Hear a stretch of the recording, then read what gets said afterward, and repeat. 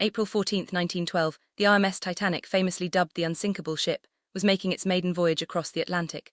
The night was calm, the stars were bright, and passengers were enjoying the luxury and grandeur of the ship.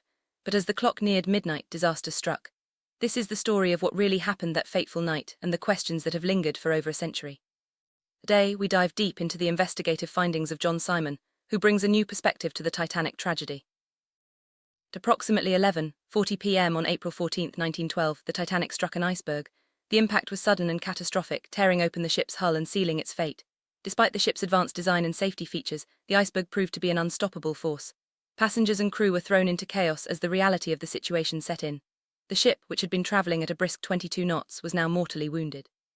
The next few hours would become some of the most infamous in maritime history. After the collision, the Titanic's crew quickly realized the severity of the damage. Water was flooding in at an alarming rate, and it became clear that the ship was sinking. Panic began to spread among the passengers as lifeboats were readied. The closest ship, the SS Californian, was estimated to be just 17 to 20 miles away. In theory, the Titanic could have reached the Californian in about 40 minutes if it had continued moving. But instead, a critical decision was made that would seal the fate of over 1,500 souls. Captain Edward Smith, faced with an unimaginable crisis, made the controversial choice to shut down the Titanic's engines and let the ship sink. This decision has been debated for decades. Why didn't the Titanic try to reach the SS Californian? With nearly 3 hours before the ship would fully submerge, many believed there was still a chance to save more lives.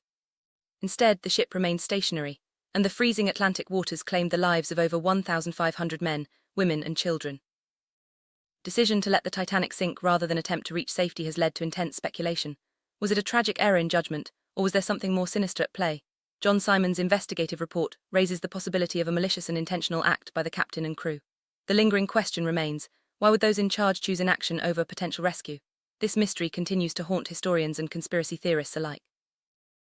One undeniable fact is that the Titanic did not have enough lifeboats for all its passengers. The ship was equipped with lifeboats for only about half of those on board. This oversight meant that, from the moment the iceberg was struck, many lives were already at risk. The freezing waters of the Atlantic offered little chance of survival for those left without a place in a lifeboat. The crew knew this, and it weighed heavily on the decisions made that night. North Atlantic in April is brutally cold.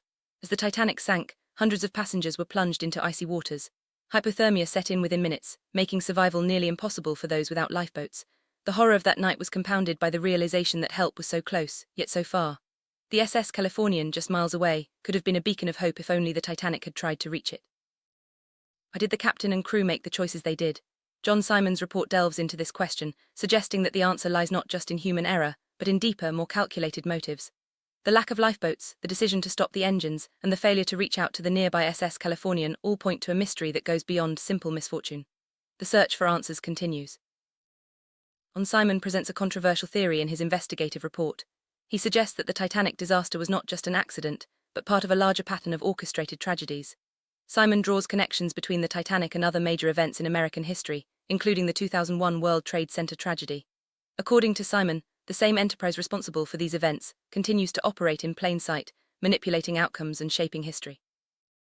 One of the most intriguing aspects of Simon's report is the connection he draws between the Titanic and the state of California.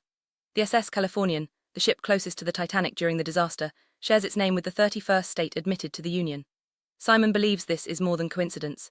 He uses statistical and combinatorial calculations to suggest a hidden relationship between the Titanic tragedy and California's place in American history. Simon's analysis dives deep into the numbers. He calculates the number of days between the sinking of the Titanic on April 14, 1912, and California's admission to the Union on September 9, 1850. The results, he claims, are not random. By including and excluding end dates, and factoring in California's status as the 31st state, Simon arrives at numbers that he believes reveal a hidden pattern. These calculations, he argues, are key to understanding the true nature of the tragedy. Numbers have always played a significant role in history. Simon's report emphasizes how statistical analysis can uncover relationships that are not immediately obvious. By reinterpreting historical events through the lens of mathematics, he believes we can identify patterns and assign responsibility for tragedies like the Titanic. This approach challenges traditional narratives and invites us to look deeper into the events that shape our world.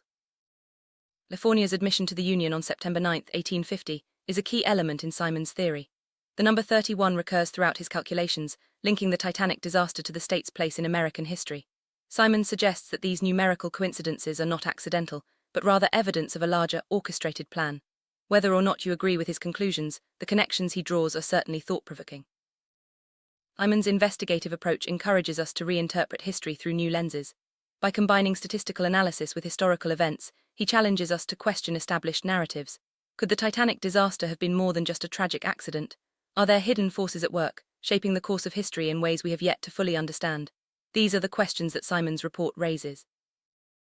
Perhaps the most controversial aspect of Simon's report is his allegation of an ongoing enterprise responsible for orchestrating major tragedies.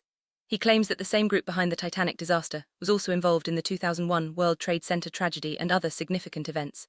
According to Simon, this enterprise continues to operate in the United States, manipulating events from behind the scenes. It's a bold claim that demands careful consideration. Simon's theory is built on the idea that major tragedies are not isolated incidents, but part of a larger pattern. By analyzing dates, numbers, and connections between events, he believes we can uncover the fingerprints of those responsible. The Titanic, the World Trade Center, and other disasters may all be linked by a common thread. This approach to history is controversial, but it forces us to question what we think we know. Simon's investigative work is not just about historical events. He also claims to be a victim of the same enterprise he accuses of orchestrating these tragedies.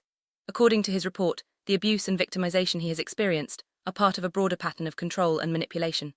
This personal connection adds a layer of urgency and emotion to his findings, making the search for truth even more pressing. Simon's report is filled with detailed statistical calculations.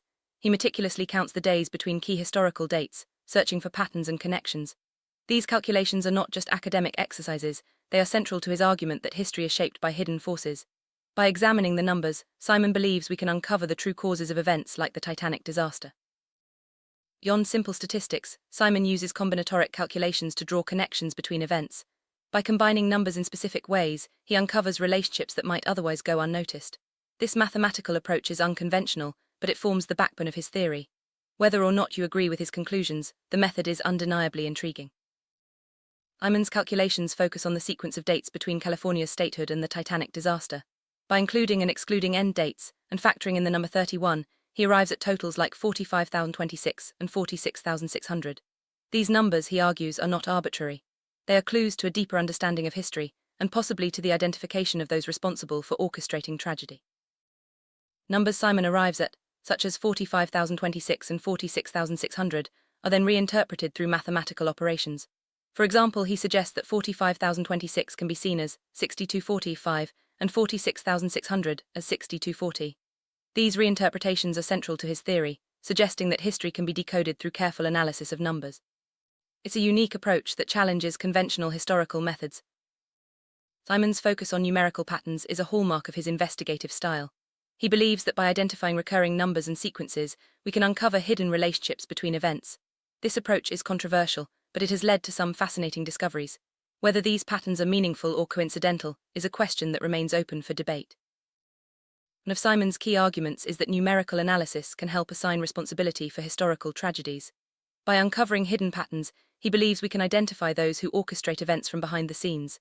This approach is both bold and controversial, challenging us to rethink how we understand history and accountability. If Simon's theory is correct, the implications are profound.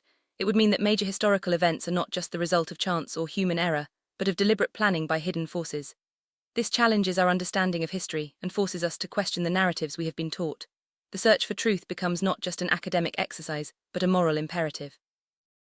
Simon's investigative methods and conclusions have not been without controversy. Many historians and experts question the validity of his numerical analysis and the connections he draws. Critics argue that patterns can be found anywhere if you look hard enough, and that correlation does not equal causation. Nevertheless, Simon's work has sparked important debates about how we interpret history. Sinking of the Titanic remains one of the most tragic and iconic events in history. Over 1,500 lives were lost, and the world was forever changed. The disaster has inspired countless books, films, and investigations.